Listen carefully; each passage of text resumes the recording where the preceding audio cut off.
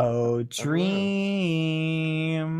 I feel like I could talk about Dream for hours, not in any weird way, but just his growth on YouTube is so fascinating. Patty Galloway has a video on Dream's explosive growth and how he pulled it off. I highly recommend that. Dream is absolutely killing it. However, whenever I watch a video from Dream, there's one small thing that always catches my eye. One area where I'm just like, come on, Dream. And I'm talking about this. So if you end up liking this video, consider subscribing. It's free, and you can always change your mind. Enjoy the video. Dream has been using the same YouTube subscription button animation for well over a year. Yes, it's functional. Yes, there are many channels who use something like this or even worse, but come on, Dream. It's generic, it's honestly a little boring, and it just doesn't match the caliber of your channel. Now, I am a little hesitant to share this information. Dream's content is so good, and if by sharing what I've created in this video, his content becomes even better, he might just take over the world. But it's probably worth it. Let me show you what I've made. Only a small percentage of people that watch my videos are actually subscribed. So if you end up liking this video, consider subscribing. It's free, and you can always change your mind. Enjoy the video.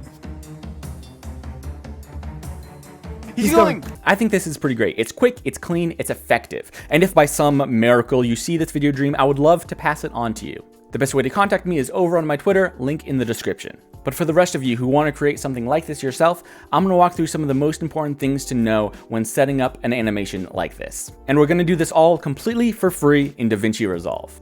The first thing we're going to do is actually grab this 3D model of the typical Minecraft block. I'm sure there are a few different ways to get this model, but we're going to do it with a free utility called Mineways. Mineways is a free utility to save any of your Minecraft builds as 3D models that you can import right into DaVinci Resolve. I've created an entire other video about bringing Minecraft builds into DaVinci Resolve using Mineways. If you want to check that out, a link to that will be in the description.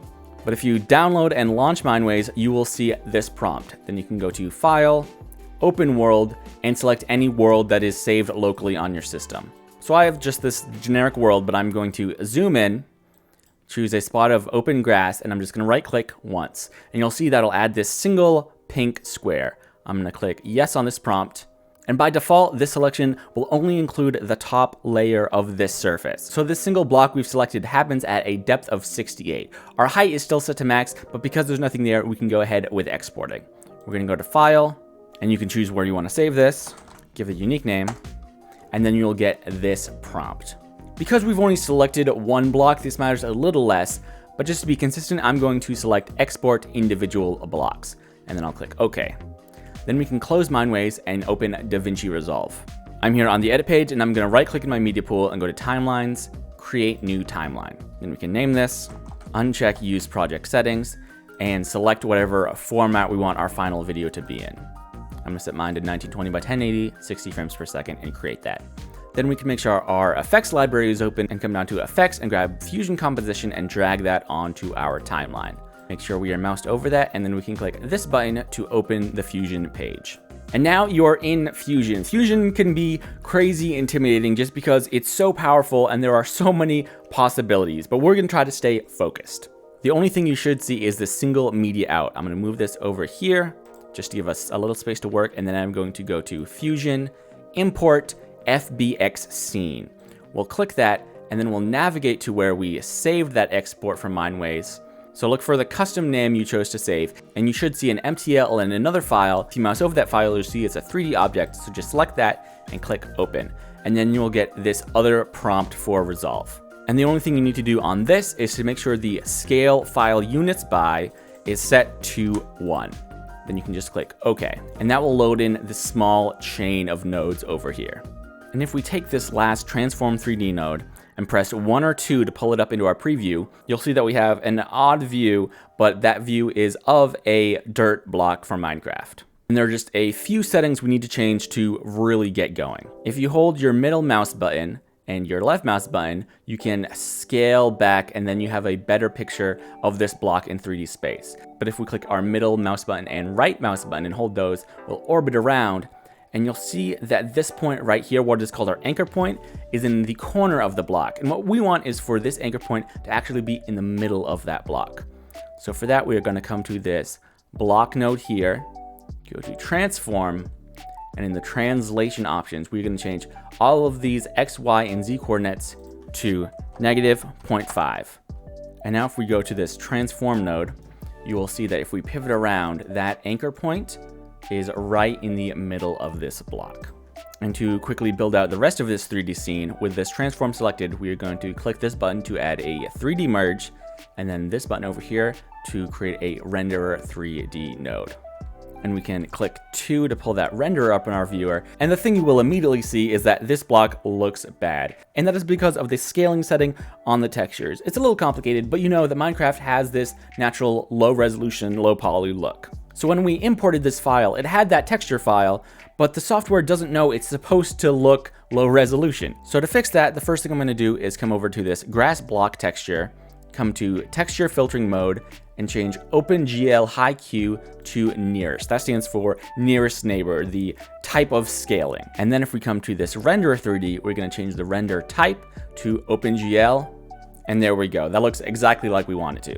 In a normal 3D scene, we would have multiple things. We would have cameras, lights, all sorts of things. But because this is a relatively simple scene, we're gonna move forward with this renderer 3D and just this one 3D object. What this really means is that we are not going to be controlling a camera in 3D space. We are only going to be controlling this one 3D object. And to demonstrate, I'm going to grab this 3D merge node.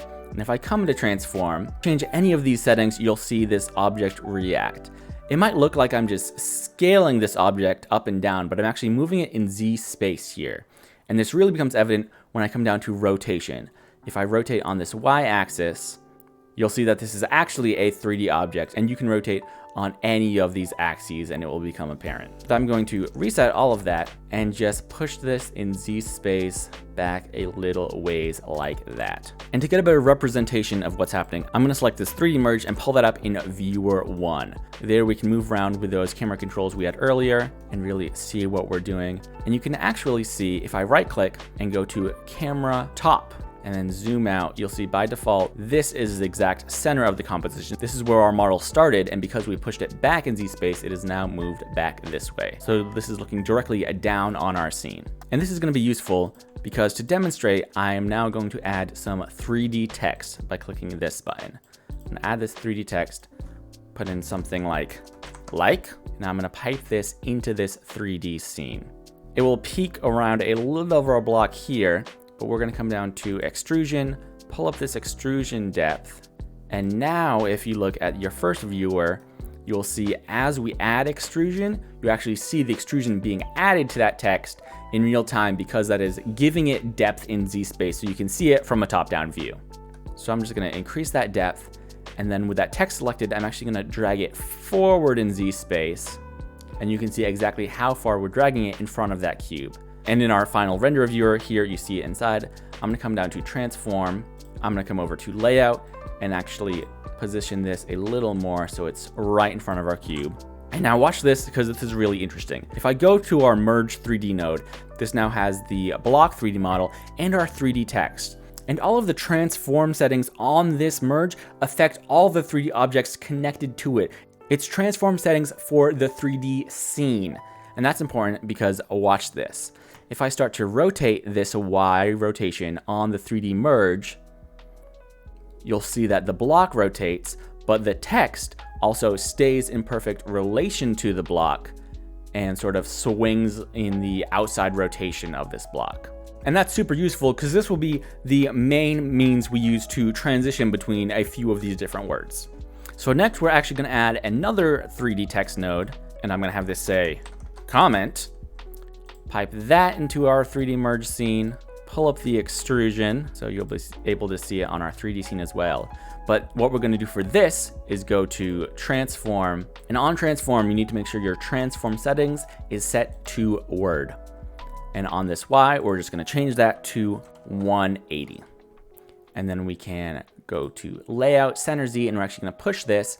You'll see on our top-down view, we're actually pushing that to the other side of this block. And you'll be able to see the back side of this 3D text in your viewer, but if we come down to this 3D merge now and change this Y rotation, as the block moves around, the words now also rotate from one to another. And I'm actually gonna grab the Y position of our first word and set that on our second so they are at the same level.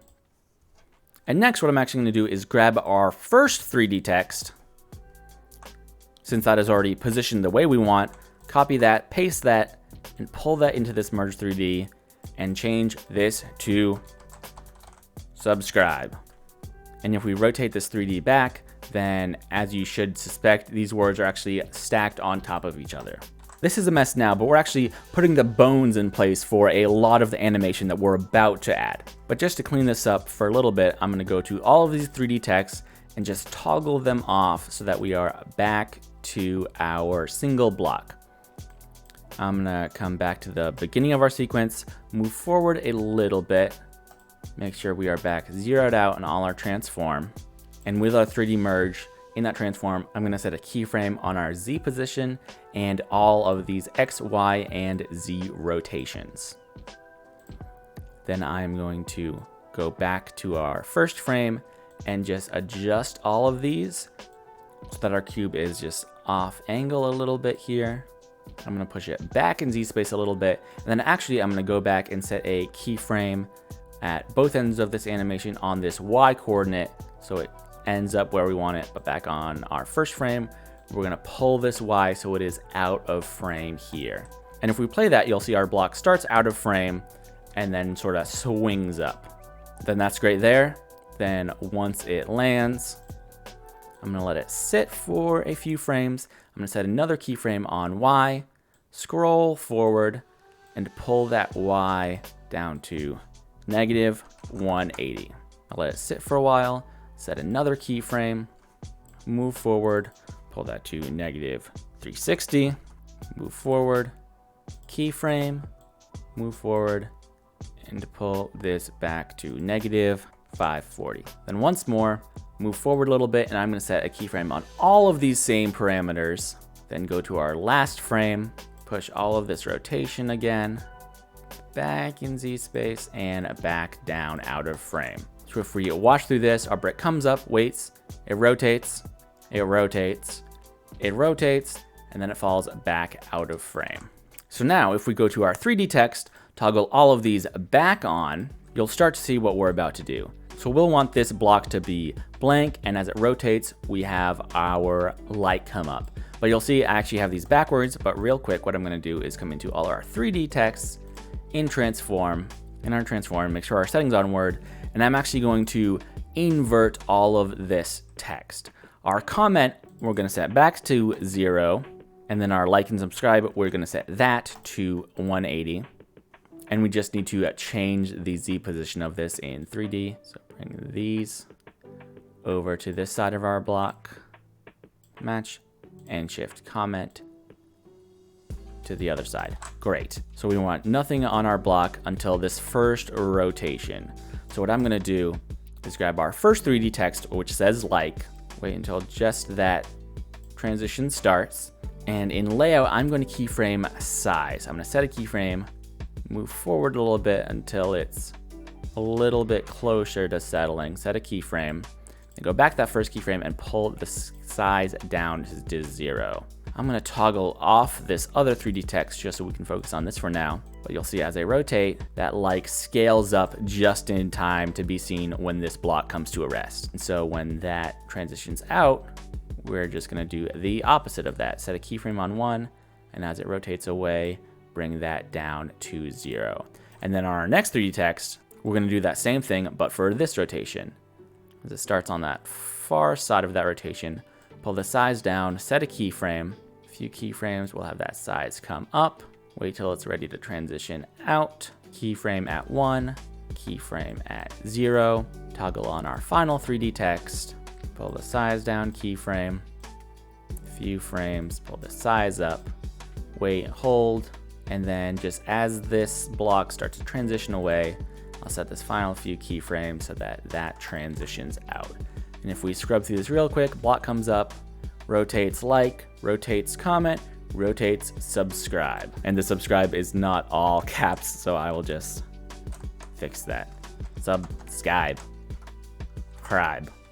Cool. So it comes up, like, comment, subscribe. And I'm actually going to go to our final one. I'm just gonna give that a little longer to scale down.